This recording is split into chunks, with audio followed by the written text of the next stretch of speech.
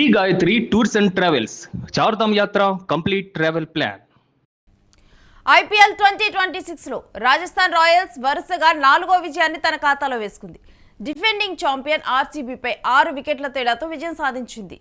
తొలుత బ్యాటింగ్ చేసిన ఆర్సీబీ నిర్ణీత 20 ఓవర్లలో 8 వికెట్లకు 201 రన్స్ చేసింది. ఇక పాటీదార్ హాఫ్ సెంచరీతో స్కోర్ బోర్డును పరుగులు పెట్టించారు. ఇక 202 టార్గెట్తో బరిలోకి దిగింది అప్పుడు రాజస్థాన్. పవర్ ప్లేలో జట్టు విజయాన్ని రాజస్థాన్ ప్లేయర్స్ కన్ఫర్మ్ చేసేశారు. 6 ఓవర్లలోనే ఏకంగా 90కి పైగా రన్స్ చేసేశారు. యంగ్ సెన్సేషన్ వైభవ్ సూర్యవంశీ మరోసారి విధ్వంసకర ఇన్నింగ్స్ ఆడాడి. మ్యాచ్లో 26 బాల్స్లోనే 8 ఫోర్లు 7 సిక్స్లతో 78 రన్స్ చేసి ఫ్యాన్స్కి అయితే ఒక ఐ ఫీస్ట్ ఇచ్చాడు.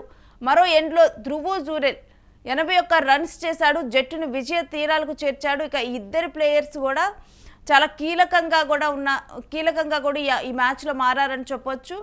ఇక వైభవ్ సూర్యవంశీ మీద అయితే ఇప్పటికే కూడా ఎక్స్పెక్టేషన్స్ ఎప్పుడు కూడా హైలోనే ఉంటాయి.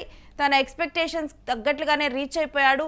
ఇక ఈ విధంగా కూడా నిన్న రాజస్థాన్ రాయల్స్ అయితే అదరగొట్టింది మ్యాచ్లో. ఇక ఇప్పటి వరకు చూసుకుంటే కానీ రాజస్థాన్ రాయల్స్ స్కోర్ బోర్డు కూడా హైయెస్ట్ ఈ ఐపీఎల్లో.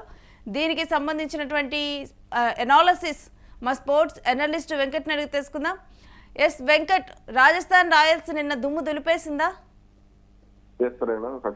అదే చెప్పాలి. అంటే ఆర్సీబీ బౌలింగ్ అటాక్ ను వాళ్ళు ఆడినటువంటి విధానం, యశస్వి జైస్వాల్ ముందు కాస్త అతను ఒక్కడే తడబడ్డాడు తప్ప వైభవ్ సూర్యవంశీ గానీ తర్వాత ధ్రువ్ జురెల్ గానీ వీళ్ళు ఆడినటువంటి విధానం, ఆ తర్వాత 1-2 వికెట్లు కోల్పోయినప్పుడు కూడా వాళ్ళు రవీంద్ర జడేజా గానీ వీళ్ళు సీనియర్ల సహకారంతో అతను ధ్రువ్ జురెల్ ఇన్నింగ్స్ ను గెలిపించినటువంటి విధానం ఏదైతే ఉందో అది ఖచ్చితంగా అభినందనీయమనే చెప్పుకోవాలి. ముఖ్యంగా కీలకమైనటువంటి సమయాల్లో వాళ్ళు వికెట్లు కోల్పోయినప్పటికీ కూడా ఎక్కడా కూడా తడబడకుండా చాలా జాగ్రత్తగా, అంటే ముందు స్కోర్ బోర్డు సాధారణంగా పవర్ ప్లేలో దూకుడుగా ఉంటుంది కానీ ఆ తర్వాత తడబడుతూ ఉంటారు. కానీ అయితే తడబడినప్పటికీ కూడా అప్పటికి పవర్ ప్లేలో వచ్చినటువంటి భారీ పరుగులు, దాదాపు 97 పరుగులు ఏమో చేసినట్టున్నారు పవర్ ప్లేలో.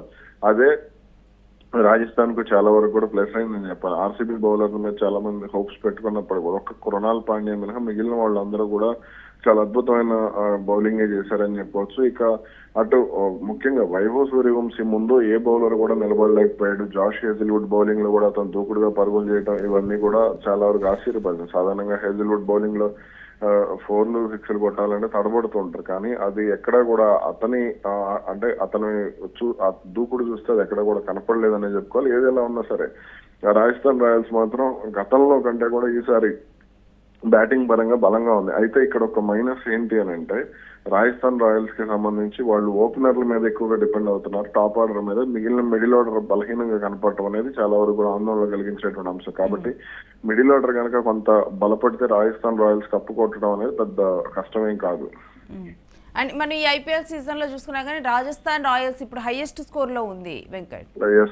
పాయింట్లు పట్టికలో టాప్ లో ఉన్నారు. రన్ రేట్ పరంగా కూడా రాజస్థాన్ కొంత మెరుగ్గానే ఉందని చెప్పుకోవచ్చు. ఏది ఎలా ఉన్నప్పటికీ కూడా అయితే వాళ్ళకు ఉన్నటువంటి మైనస్ ఏంటంటే లీగల్ లో బాగా ఆడి తర్వాత నాకౌట్ స్టేజ్ కి వెళ్ళిన తర్వాత ఫెయిల్ అవడం అనేది జరుగుతూ ఉంటుంది. అది కొంత వాళ్ళు ఆ వీక్నెస్ నుంచి బయటకు వచ్చి అలాగే బౌలింగ్ యూనిట్ ఇంకాస్త బలోపేతం చేసుకోగలిగితే అది వాళ్ళకి చాలా వరకు కూడా ప్లస్ అయ్యేటువంటి ఛాన్స్ ఉంటుంది. ఇక ఆర్సీబీ విషయానికి వస్తే ఓకే, వీళ్ళు ఇప్పటి వరకు మొన్న చెన్నై మీద వీళ్ళందరి మీద బాగా ఆడారు కానీ తర్వాత ఫెయిల్ అవటం ఇవన్నీ కూడా సహజంగా జరుగుతుంటాయి 1-2 మ్యాచ్లకి. అయితే మరి తర్వాత ఎలా పుంజుకుంటారు, ఆ బౌలింగ్ విభాగాన్ని ఎలా ముందుకు నడిపిస్తారు అనేది చూడాలి.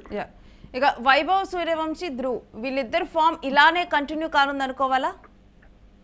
వైభవ్ సూర్యవంశీ సంబంధించి అతను ఇంకొన్నాళ్ళు అదే విధంగా రాణిస్తే, ఇంకొన్నాళ్ళు అదే విధంగా ఫామ్ కంటిన్యూ చేస్తే టీమిండియా జెర్సీలో చూడటం అనేది పెద్ద కష్టమేం కాదనుకుంటున్నాను నేను. కాబట్టి మరి అయితే కొంత బంతి స్వింగ్ అయ్యే దగ్గర కండిషన్స్ లో అతను ఎలా ఆడతాడు అంటే ఫ్లాట్ ట్రాక్స్ మీద ఆడతాడు అనేటువంటి పేరు ఉంది. దాని నుంచి కనుక అతను బయటకు రాగలిగితే చాలా వరకు కూడా అడ్వాంటేజ్ అయ్యే ఛాన్స్ ఉంటుంది. స్టే విత్ us వెంకట్, మీ దగ్గర నుంచి మరిన్ని డీటెయిల్స్ తీసుకుంటాం. ఇక ఈ మ్యాచ్లో మాత్రం ఈ ఐపీఎల్లో రాజస్థాన్ రాయల్స్ అయితే ఇప్పటి వరకు కూడా అదరగొట్టింది. పాయింట్స్ పట్టికలో చూసినా కానీ రాజస్థాన్ రాయల్స్ హైయెస్ట్లో ఉంది. దీంట్లో Rajasthan Royals team middle order కనుక ఇంకొంచెం బాగా కనుక పగడ్బందీగా కనుక ప్లాన్ చేసుకుంటే ఇక రాజస్థాన్ రాయల్స్ అంటే తిరుగుండదని కూడా ఇప్పుడు స్పోర్ట్స్ అనలిస్ట్ వెంకట్ చెప్తూ ఉన్నారు.